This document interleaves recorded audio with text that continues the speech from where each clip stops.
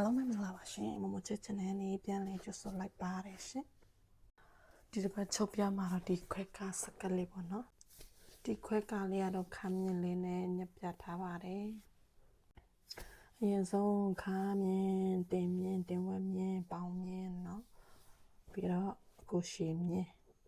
အဲ့ဒါတွေကိုမြင်တယ်လုံးတားလိုက်တော့မယ်ခမ်းမြင်ဒါတင်ဝက်မြင်ဒါကတင်မြင်ဒါကပေါင်မြင်အောက်ဆုံးမှာခါချစ်ပြပါတော့ခါ28ဆိုတော့လေးနဲ့စားမယ်လေးခွန်း28ဆိုခုနှစ်မလိုက်မယ်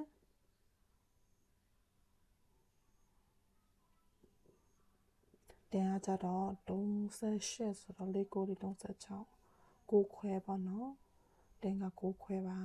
ကိုခွဲကိုဒီလိုပေါင်ခတ်လိုက်ပါမယ်ပေါင်ခတ်ပြီးပြီဆိုရင်ခါမြတိုင်းထားတဲ့နေရာမှာဒီလိုလေးပြောင်းဝိုက်လိုက်ပါမယ်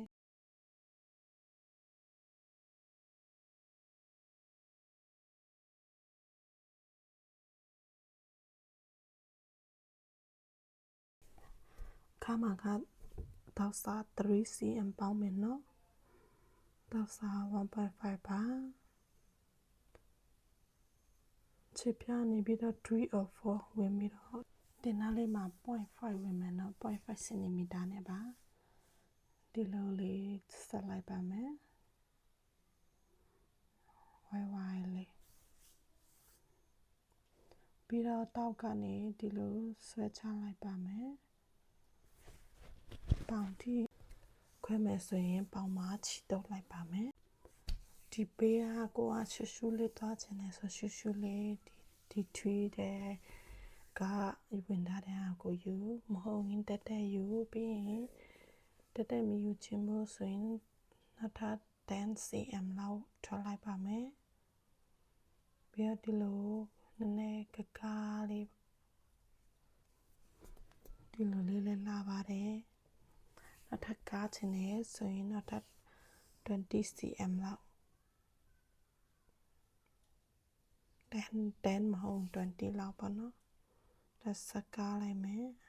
နောက်ထပ် 10cm ထားလိုက်တာပေါ့နော်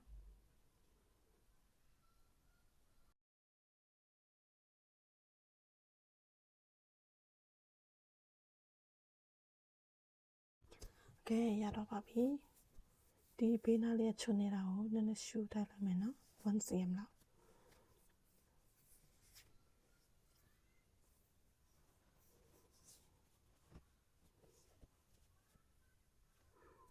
ပြီးတော့ဒီခွဲတဲ့နားလေးမှာပေါ့နော်ကိုကအဲ့လိုကက်လေးမခွဲချင်ဘူးနည်းနည်းဟာလေးခွဲချင်နေဆိုရင်ဒီဟာကိုဘေးကို1cm စင်မပြီးတော့ညက်ထုတ်လိုက်တာပေါ့နော်ဟာလေးရတော့ပါပြီအခွဲတဲ့နေရာမှာလေအဲ့ဒါကိုစတိတ်လေးနဲ့ကပ်ပြီးတော့ချုပ်ပြီးတော့အထဲခောက်ထည့်လိုက်တာပေါ့နော်အဲ့လိုလေးပိုလာတယ်ပေါ့ကဲအားလုံးပဲအဆင်ပြေကြပါစေရှင်းတာလေးရှင်းရင်မေးထားလို့ရပါတယ်ကျေးဇူးတင်ပါတယ်